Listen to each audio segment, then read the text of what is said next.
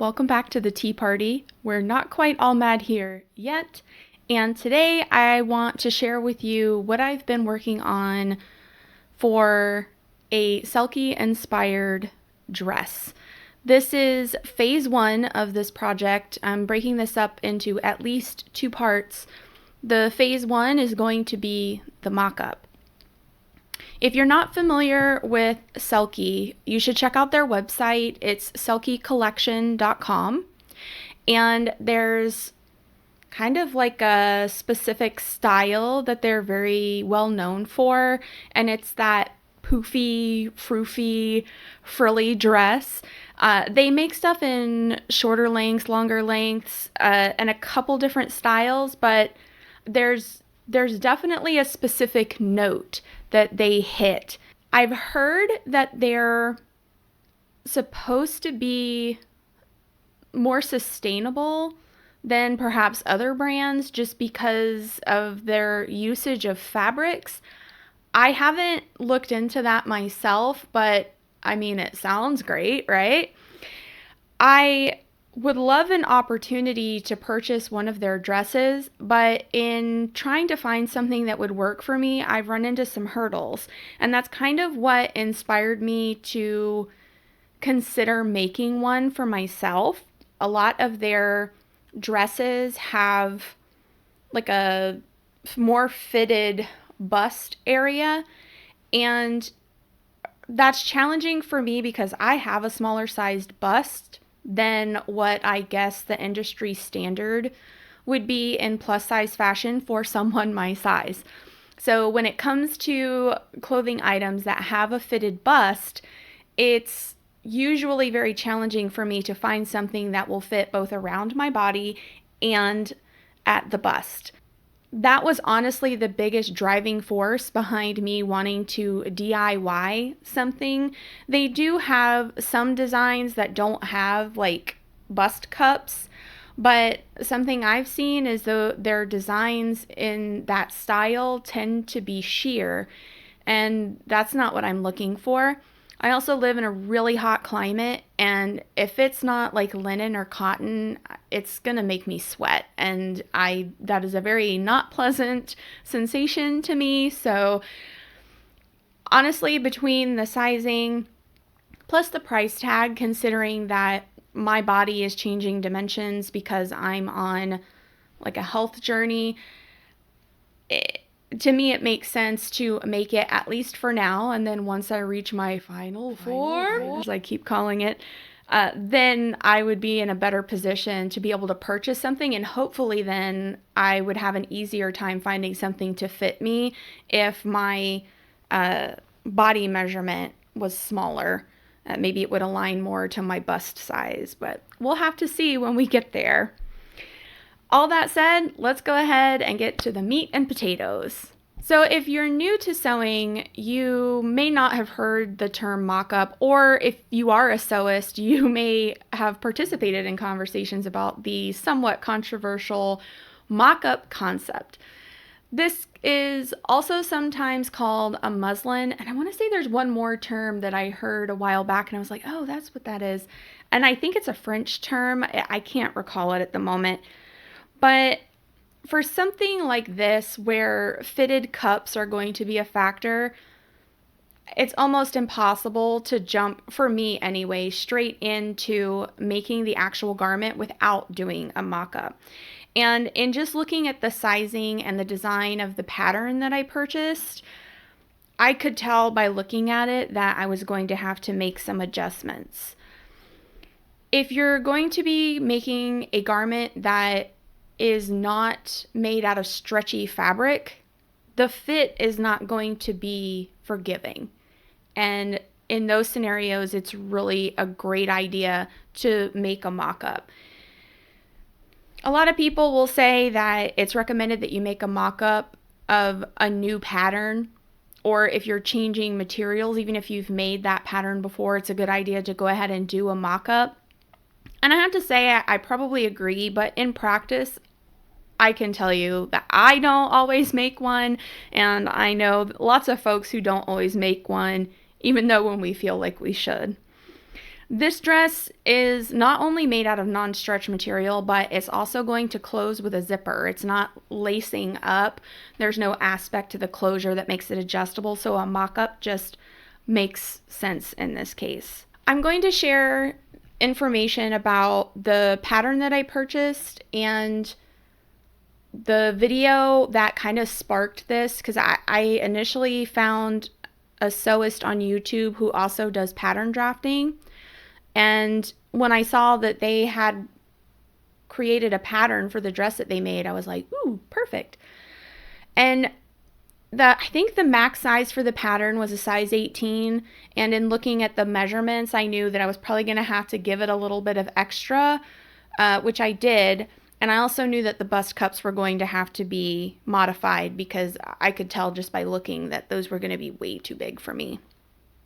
So I didn't go down a proper rabbit hole, we'll say, with trying to find information on how to fit those bust cups, but I did try to Google some things about bust cups that have a seam that runs vertically to connect them. But what I was finding was information about bust cups that have a horizontal seam, like here, to connect them instead. And I was dealing with the former, not the latter.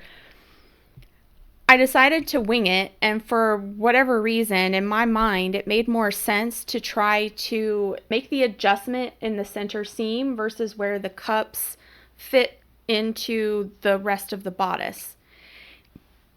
I cannot tell you the number of attempts that I made to try to make that work, and I could not make it work. I got kind of close, but I still wasn't happy with it, so just for giggles, I decided to change gears, and instead of trying to make the adjustment just on that center seam, I focused on the seam that attached the cups to the bodice. I turned the bodice inside out. I put just a temporary zipper in it, and I tried it on inside out, and then I was able to kind of pinch and clip with Wonder Clips the fabric to get a sense of the fit, and that was enough for me to be able to get it marked, take it off, draw my lines on it where I wanted my lines, and start getting it stitched up and start getting those cups in the shape that made more sense for my body. The bust is a really hard area to fit, and to be honest, I don't know that I would recommend this for someone who's starting out sewing, because I feel like there are complexities to this that could be extremely discouraging. There's a lot to consider with the shape of someone's bust and the shape of their mammaries. I don't know what to say so that this doesn't get flagged or anything. But the shape, there can be so many different shapes, and where you carry your volume also factors into it. So if you were just starting out, I wouldn't start with this. I would start with something that has not the bust cups, but just maybe just 3 pieces to the front of the dress, and you have a seam that goes down what they call the apex, or is supposed to go down the apex of your chest on each side. That would be where I would start, not with something with cups like this. I knew this was going to be challenging, but I wanted to give it a shot anyway. And I had thoughts that if I couldn't get it, I would switch, I would just change up the pattern to fit that other design and move away from the bust cups entirely. But I think I've got it, and I think I'll be able to move forward with what I have. Part of what made this challenging was I made the mistake of not making sure that my back seam was centered when I was trying to do my fitting. And fitting on yourself is very challenging if you're not working with a dress form, and I don't currently have one that fits my dimensions. So when you're going to fit something like this, make sure that your seams are where they should be. And for me in this case, because the zipper goes down the center back, I had to make sure that the zipper was in the center of my back each time I did a fitting, and I messed up at some point and forgot to do that, and then my stuff was all kinds of messed up. It was actually kind of a good thing that that happened, because it kind of forced me to start over on the other cup, because I'd been working on one the whole time, and I was like, no, I'm going to start over with the other cup that hasn't been touched yet. And that was where I changed gears from trying to do the fitting on the center seam versus where it attaches to the bodice. It also calls for boning, and what I liked about this sewist is they included links to like the material that they used, because they used bed sheets, and the type of boning that they use, which is I'd never seen this before. It's a plastic boning that you can stitch over. And I think I'm going to get some and give it a try for this, because the only other boning I've worked with so far has been spring steel. This project, I honestly don't know in terms of basting if it's easier to do machine or by hand. I've been doing it by machine, but I really needed the practice for like easing things together. Like when you ease a sleeve onto a shirt, there's like a certain amount of, I guess, stretching that you have to do with the material while you're sewing it to get things to line up the way that they should. As a quilter, this was so counterintuitive to me, because with quilting, you go through hoops to not stretch or warp or distort your fabric. But with garment sewing, it's a different story. And I just want to call out, typically with garment sewing, people use a 1/2 inch seam allowance. So that's been like a change for my brain. The standard is supposed to be, I think, 5/8, but people don't like doing that math, so they just round it to a nice even 1/2. And with quilting, it's a 1/4 inch. So that's been a gear change for me with seam allowance. Anyway, here's the final fit. And as far as what went well, honestly, I think just persevering and not letting the roadblocks that I kept running into this project get in the way of wanting to continue working on it or complete it. As far as what I would do different, I probably would have done more research on how to fit bust cups up front, or maybe even changed gears to that other design that I talked about with the 3-part bodice instead of doing the bust cups. But otherwise, I feel really prepared for executing on the final item. Thanks for joining me today. And if you're interested in more content about sewing, self-awareness, I'm doing a no-buy challenge right now, or just a fantasy geek millennial lady and her cat, go ahead and subscribe. Take care of yourselves, take care of each other, and I'll see all of you ethereal little dumplings again real soon. Bye!